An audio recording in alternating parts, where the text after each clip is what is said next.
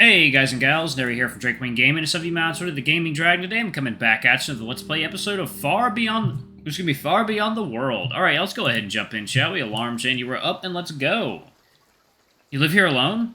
I ask as I follow the male towards his humble-looking cottage. In all respects, it looks very much like Ranok's house, which to my annoyance makes me incredibly homesick and sad.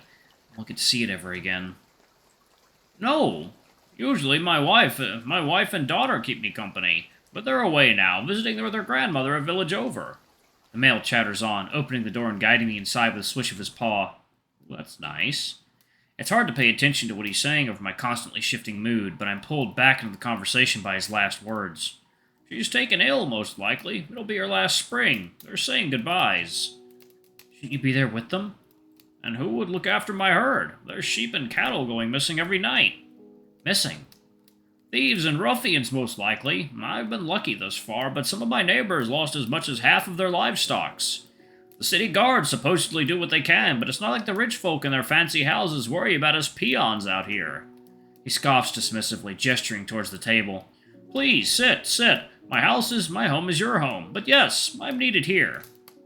Besides, we have never seen eye to eye, she and I.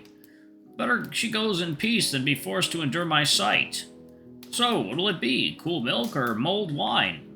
I smile, both at his blunt words and anxious rubbing of his paws.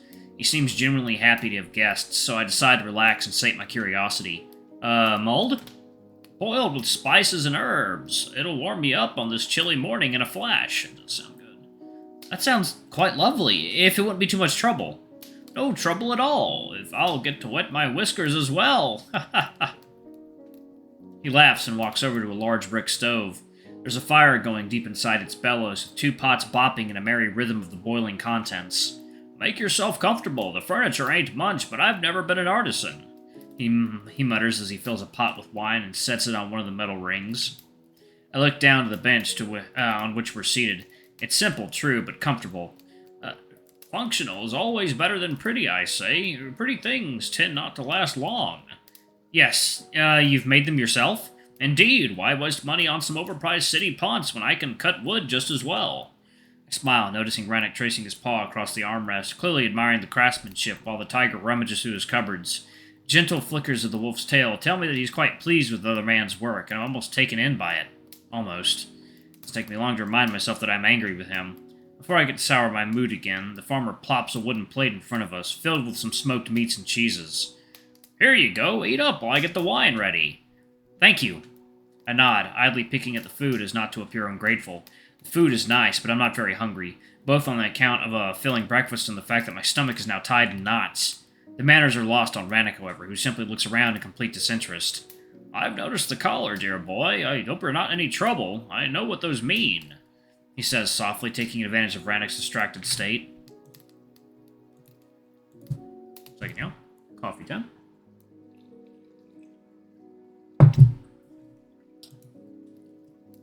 No trouble at all. I shake my head. I've gotten so used to it that I keep forgetting about the damn thing. I really don't need a scene caused by a well-meaning person trying to rescue me. In fact, I'm being escorted to the city. Kind of your master. One rarely sees a wolf releasing a slave, let alone escort him. The male whispers under his breath and returns to the counter. I'm not a slave. Glad to hear it, boy, but how did you end up with that collar, then? It was a gift. I sigh, and again, my mood is taking a turn for the worse. I wear it as a sign of appreciation, but truth be told, I might as well take it off. You better. It doesn't send the right signal around these parts. He nods, returning to the stove and tinkering with various little boxes. For a moment I consider his advice, but I don't think I'm emotionally strong enough to part with my collar just yet. I grew too attached to it. I simply rest my chin against my hands and wait as the cottage fills with a cozy smell very reminiscent of Christmas.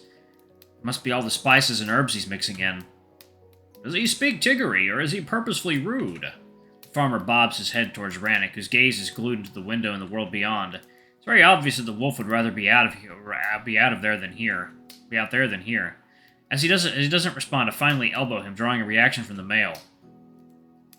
No, me speak, he mutters reluctantly. A little to talk. His broken speech leaves no doubt we've all switched to Tiggery, and my confusion mirrors that of the farmer. Must be a struggle. The male shrugs and decides to let the wolf be, returning his attention to me. So, how did one of our own end up in the custody of a wolf? I was ambushed in the woods and left there to die. Oh my, what has this world come to? He frowns, stopping his stirring for a moment and facing me with a worried expression. I don't remember much of it, but this wolf saved my life. Now that is a story one doesn't often hear, a wolf saving a life instead of taking it. Wolves not killers. Ranok's ears fall flat as he gives the tiger a challenging stare. It's evident that he pays attention to the conversation despite appearing disinterested. The farmer just scratches his head in feigned confusion. Aren't they? Pardon me, then. It just seems an impression they so tirelessly try to give. Your father is neither your kind is neither farmers nor hoarders. You don't live of the land, you live of others, and that hardly comes by without violence, he says in a stern voice, and I can see Ranok's body tensing up. I place my hand on his hip, letting him know that I really don't want a scene.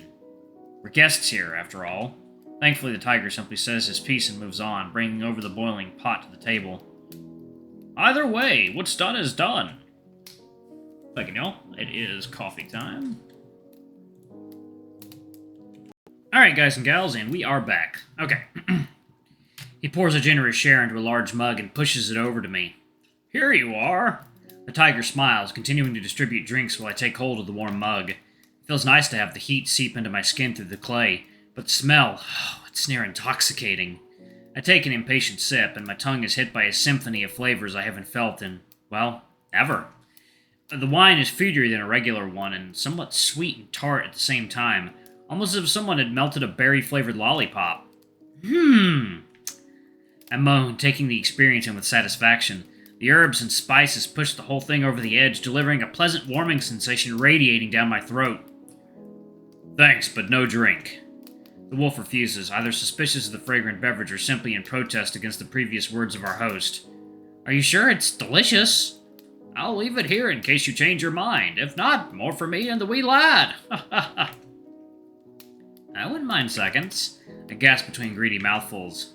Oh, it's absolutely wonderful. Whatever you did to it, it worked like a charm. I feel warm inside already. Huh, see? What did I tell you? The tiger laughs, taking a celebratory sip from his own cup. But seeing Ranok just sitting there, he gently nudges the third one towards him. How about you, warrior? You sure you don't want to give it a try? I doubt you have much spice laying around in those woods. Ranok just gives him a telling fuck-off stare, and I feel slightly sorry I brought it onto this extremely hospitable tiger. But to my relief, the farmer is taking it in stride and simply shrugs. He seems to be a broody type, doesn't he? Then again, wolves are known for their dislike of us. I don't think it's that, sir. I finally decide to pitch in, the delicious wine quickly restoring my more generous mood. Please don't take it personally. Ranok is many things, but a bigot is not one of them. Oh? I nod affirmingly. Well, that's a testimonial any kin would be proud to wear on their sleeve. If only he made it believable. The tiger responds with clear doubt, and I can't blame him. But I also can't blame Ranok. Today is just not a good day for either of us, and the strain of being exposed like this is apparent on the wolf's pleading muzzle. Leave? Please? No, I need a break, and I need someone's company. I respond, looking at him with a slightly apologetic gaze. If this is our last few days together, I don't want to say something to you I might regret. The tiger is the only thing ensuring I can be civil about this. Orien. He nearly whimpers, but I notice a somewhat confused, borderline shocked expression from the tiger, which indicates I've just spoken Wolven in front of him. I don't want to disrespect our host like this. I shake my head, finally facing the tiger. Please forgive me, sir. No, not at all. Quite interesting to see an otherkin wield the wolven tongue like that. He still struggles to get rid of his puzzled expression and rubs his chin awkwardly. I'm sorry if I'm a bit of a spellbound, but as you can imagine, not much happens on this road. Well, nothing good at least. You and that wolf are close, I take it. Yes. I reply reluctantly, as the last question felt awfully loaded. Please don't take any forwardness as an insult, but one does not live on this good old earth as long as I do without picking up a thing or two. There you go.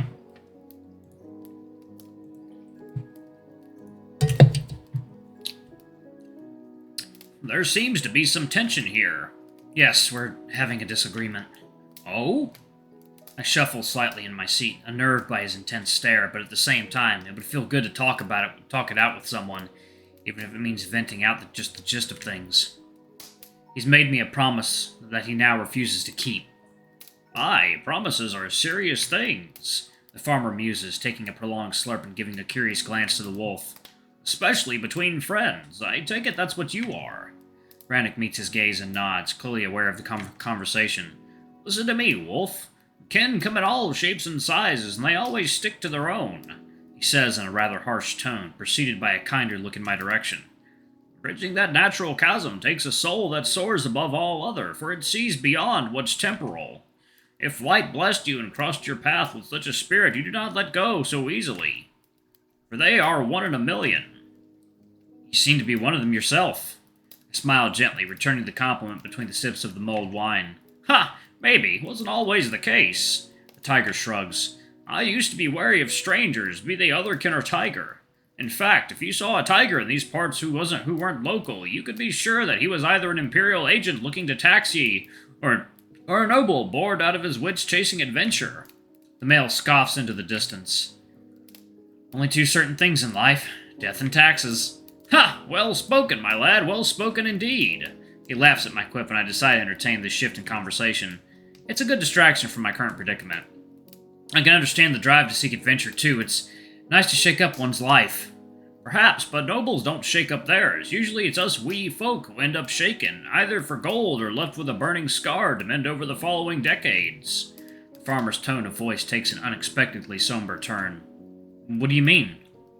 I wasn't born yet, but it wasn't too long ago for us to forget. A bored noble encroached on the woven territory, committed some foolishness, and that resulted in a war.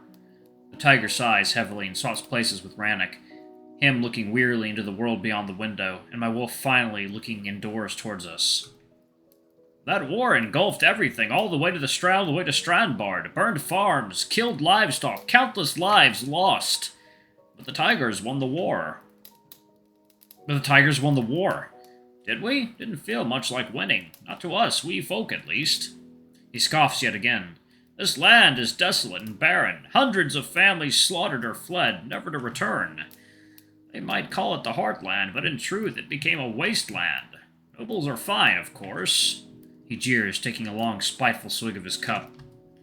Alright, I'm gonna go ahead and pause it right there, y'all. Thank y'all so much for watching. Don't forget to like, comment, subscribe, ring that notification bell, and check out our Patreon if you can. It always helps. Before I go, I'm gonna give a quick shout out to our lovely bronze tier patrons. Thank y'all if I do for the channel. We greatly appreciate your support. Thank to our silver tier patron, Cade Silver, and thank going above and beyond. It's greatly appreciated.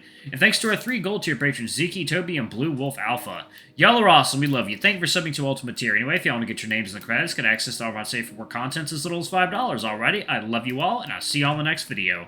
Bye-bye!